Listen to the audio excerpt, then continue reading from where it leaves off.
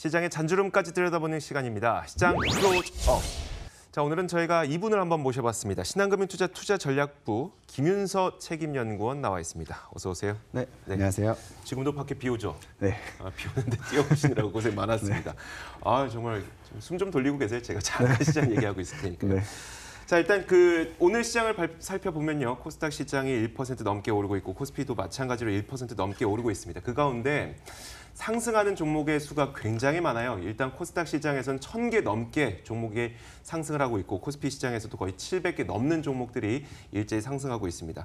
자, 일단 시장 상승은 좋습니다. 거기에다 원달러 환율도 보면은 하락을 하고 있기 때문에 외국인들 입장에서도 매수했을 때 환차 이익을 얻기 좋은 환경이 좀 펼쳐지고 있어서 자, 시장에 대한 전망도 한번 내려보고 그리고 어제 있었던 그 미국의 중간 선거에 대한 이야기도 지금부터 한번 여쭤보도록 하겠습니다. 일단 상원은 공화당 그리고 하원은 민주당 이게 되긴 했는데 사실 저는 이거 보면서 불확실성은 해소된 건 알겠으나 그냥 불확실성이 해소된 것 하나만으로 미국 증시가 이렇게 급등했다는 게 좀 납득이 안 되는 거예요. 그러니까 상원을 공화당이 차지하고 하원을 민주당이 차지한 게 왜 금융시장에서 좋게 보고 있는 거예요? 일단 그 선거 결과 자체를 예상하기가 굉장히 어렵죠. 네. 불가능하고 이제 의미도 없고 특히 이제 그러니까 박빙의 승부 같은 경우에는 더더욱 이 전망이 사실 의미가 없고 여론조사에 대한 신뢰도 이제 많이 떨어졌거든요. 네. 저희가 뭐 트럼프 당선이라든지 뭐 브렉시트 뭐 이런 그렇죠. 걸 통해서 이제 다 어느 정도 학습을 한 부분인데 그렇기 때문에 일단 결과를 보고 대응을 하자라는 좀 심리가 좀 지배적이었던 것 같고 네네. 그 전에 이제 그 실적 시즌에 실적에 대한 특히 이제 미국 기업들의 실적에 대한 우려 그다음에 뭐 중국 경기 하강에 대한 우려 뭐 이런 것들이 반영이 되면서 많이 빠져 있었는데 낙폭이 컸음에도 불구하고 이 중간 선거를 앞둔 어떤 관망과 경계감 때문에 저가 매수가 쉽게 들어오지 못했습니다. 네. 근데 어쨌든 그런 상황에서 선거 결과가 나왔고 예상했던 컨센서스에 부합하는 결과가 도출됐기 때문에 거기에 따른 어떤 불확실성 해소가 그러니까 그 전에 선거 이전에 어떤 낙폭 과대가 선거 때문에 되돌려지지 못했는데 선거 결과 확인했으니 이제부터 다시 조금 되돌려지는 그런 어떤 기술적 반등의 연장선에서 생각을 해주시면 될 것 같습니다. 근데 저는 정책적으로 이 구도가 상공화 하민주의 구도가 정책적으로 어떻게 되길래 이거를 불확실성이 해소된 거다라고 보는지가 궁금한 거거든요. 사실은 이 조합이 앞으로 어떻게 전개될지는 또 계속 상황을 좀 지켜봐야 됩니다. 뭐 정치적인 부분이기 때문에 전망하기가 어려운데 일단 즉각적인 반응은 만약에 상원, 하원 둘 다 공화당이 차지했으면 기존의 트럼프의 어떤 정책들, 뭐 재정 정책이라든지 아니면 뭐 대외 무역 정책, 그다음에 뭐 중국을 억누르는 어떤 정책들이 더 강화되지 않겠느냐. 그리고 이제 거기에 따른 어떤 막연한 불안감 같은 게 좀 조성이 될 수가 있고요.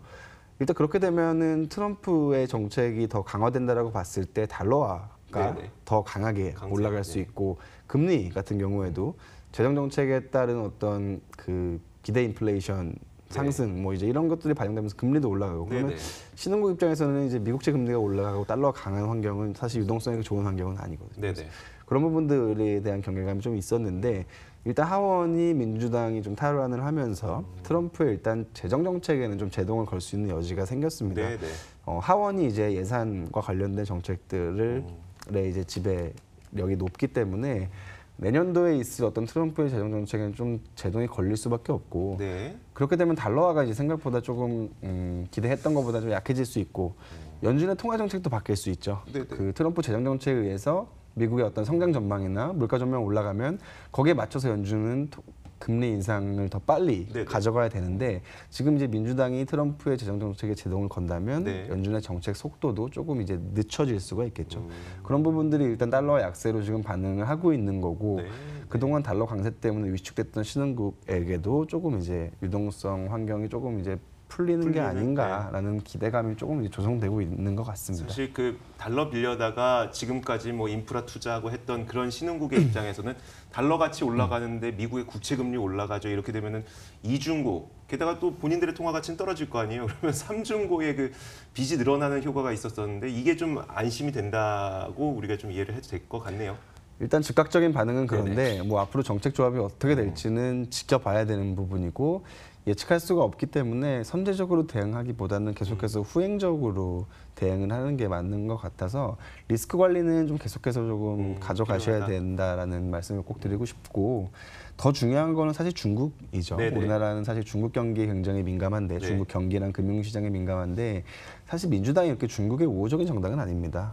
어떻게 보면은 그 상하원이 뭐 강도는 약해질 수 있겠지만 계속해서 중국의 성장을 억제하는 그런 네. 정책, 외교적인 정책들이 나오게 된다면 중국은 계속해서 이제 경기 하강 압력이 더 높아지는 거고 거기에 따라서 중국 증시나 아니면 외환시장, 위안화 환율이 흔들리게 된다면 마찬가지로 우리나라 시장에는 계속해서 악재로 작용할 가능성이 언제든지 이제 나올 수 있는 리스크입니다. 그래서 이런 리스크에 대한 관리는 좀 계속해서 좀 필요한 부분이지 않겠느냐라고 생각하고 있습니다. 그 미중 무역 분쟁 물론 말씀하셨던 것처럼 전망보다는 대응을 해야 되는 것이긴 하나 좀 전망을 해보자면 어떨까 궁금한 게요. 공화당이 상원을 차지하고 민주당이 하원을 차지했다고 하더라도 민주당의 국회의원들도 마찬가지로 중국 지금까지 너무 심했다라는 공감대는 다 형성이 되어 있다고 하더라고요. 그래서 미중 무역 분쟁은 어떤 결과를 가져오든 간에 중간 선거가 어떤 결과든 간에 계속 이어질 것이라는 전망은 과거부터 있었거든요. 근데 이게 어떤 식으로 될까요, 이제 앞으로? 글쎄요. 일단은 민주당에서는 그 트럼프를 어쨌든 계속해서 정치적 공격을 한다면 네네. 뭐 러시아 스캔들부터 네. 시작해서 계속해서 이제 압박을 가할 가능성이 있습니다. 그렇게 되면은 트럼프 입장에서는 이제 어떤 선택을 할지 두고 봐야 될 텐데 일단 뭐 어떤 러시아 스캔들에 따른 위기를 아니면 이런 여론이 조성되는 걸 막기 위해서 중국을 더 네. 세게 괴롭힐 수도 있는 네, 거고요. 네. 그렇지 않으면 또 민주당과 뭐 어떤 합의를 통해서 예산안이라든지 뭐 이런 합의를 통해서 다시 또 국정 운영을 잘 할 수 있는 시나리오도 열려 있는 거고 일단 선거 직후에 트럼프는 민주당과 여러 가지 뭐 재정이나 인프라나 이런 부분에서 네, 뭐 네. 아니면 뭐 보건, 의료 이런 네. 쪽에서 협상을 잘 하겠다라고 일단은 언급을 했기 때문에 거기에 대해서 안도를 하는 건데 워낙 이제 트럼프의 정책은 잘 아시다시피 변동이 심하고 그렇죠. 네. 금융시장에 워낙 이제 막대한 영향을 미치기 때문에 여기에 대한 리스크가 이 선거 하나로 완전히 해소됐다라고 보기에는 좀 어렵지 않겠느냐라고 좀 보고 있습니다. 아무리 여쭤봐도 이제 상황 나오는 거 봐서 저희가 또 판단을 그 순간순간 해야 될 것 같네요. 알겠습니다.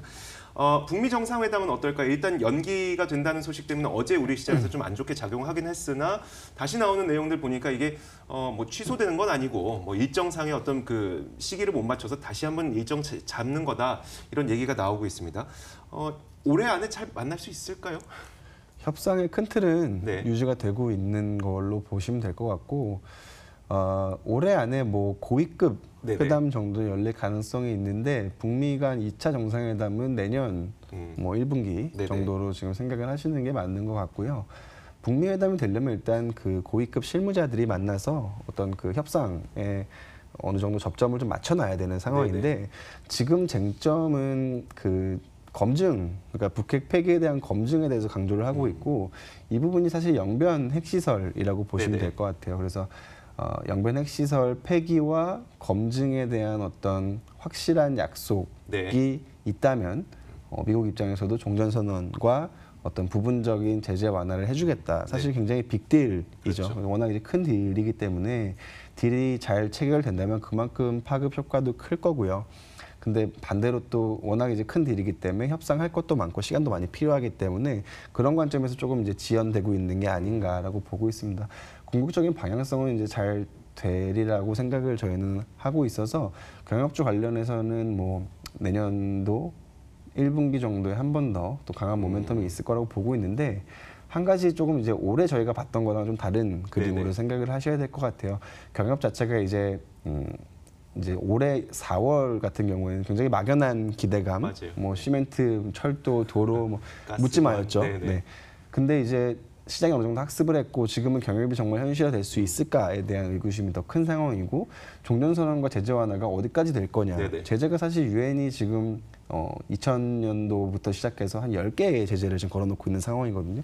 네. 그 제재가 언제 얼마나 풀릴지에 따라서 추진될 수 있는 경협도 좀 한정될 수밖에 없습니다. 그래서 네네. 좀 국한된 범위 안에서 경협주들이 움직일 가능성이 있고 그렇게 될 경우에는 일단 남북 경협 최우선순위 사업인 네. 철도 네. 관련된 사업과 개성공단, 금강산 정도 내년에 기대해 볼 수 있는 경협 사업이라서 철도와 그다음에 현대아산, 네네. 현대 엘리베이터 같은 종목으로 조금 추려서 접근하시는 전략이 필요하지 않을까라고 보고 있습니다. 자, 이 모든 이야기들이 다 한결같습니다. 일단 상황이 변할 수가 있으니 그 변한 상황에 맞춰서 또 대응을 해야 되는 측면들도 있어서 그러면 과연 지금과 같은 시장에서는 이렇게 변화무쌍한 변수들을 좀 피해갈 수 있는 그 업종이나 종목으로 접근해야 돼요? 아니면 투자 전략은 어떻게 되는 거예요, 그러면? 말씀하신 대로 시장이 안정되면 다시 이제 기업 가치나 펀더멘털에 네네. 집중이 될 것 같습니다. 그동안에는 워낙 시장의 공포심이 강했기 때문에 네. 이런 펀더멘털이 반영이 안 됐는데 안정화 국면에서 다시 이제 펀더멘털이 강한 주가 트리거, 상승 트리거 작용할 거라고 보고 있고요. 저희는 미국 소비 관련된 주식들 계속해서 말씀드리고 있습니다. 임금 상승률이 계속해서 높아지고 있고 특히 미국 소득 하위 계층의 소비 심리가 굉장히 빠르게 좋아지고 있기 때문에 네네. 그런 부분들이 연말 미국 소비 시즌을 굉장히 강하게 견인할 거라고 보고 있습니다. 저희도 그래서 네. 미국 소비와 관련된 주식들, 특히 이제 의류와 관련된 주식들이 가장 큰 수혜라고 보고 있고요. OEM 쪽에서 이제 한세실업과 영업무역 이 두 종목은 지금 주가 수준에서 충분히 매수해 볼 만한 종목들이지 않을까라고 네. 생각하고 있습니다. 자, 마지막으로 오늘 또 옵션 만길이잖아요. 사실 옵션 만길이 매번 이게 큰 변동성이 나타나는 건 아닌데 최근 시장의 변동성이 높다 보니까 이럴 때 발생하는 옵션 만길은 좀 불안하지 않을까 이런 걱정이 있어요. 오늘 어떻게 끝날까요? 저희는 그냥 중립적이라고 네네. 보고 있습니다. 지금 뭐 주가에 어느 정도 다 반영이 되어 있는 부분이고 이건 사실 펀더멘털보다는 그냥 하루짜리 수급 이슈이기 때문에 네네. 여기에 맞춰서 전략을 세우신다기보다는 좀 더 긴 그림, 앞서 말씀드렸던 어떤 리스크 요인들과 그다음에 펀더멘털 측면에 집중을 하셔서 종목 전략을 세우시는 게 조금 더 안전한 전략이지 않을까라고 보고 있습니다. 큰 영향은 없을 것으로 보시는 거네요. 알겠습니다. 자, 오늘 시장 클로즈업은 신한금융투자 투자전략부 김윤서 책임연구원과 함께 이야기를 나눠봤고 탐나는 주식 2PM도 여기서 함께 인사를 드리도록 하겠습니다. 오늘도 시청해주신 여러분 고맙습니다.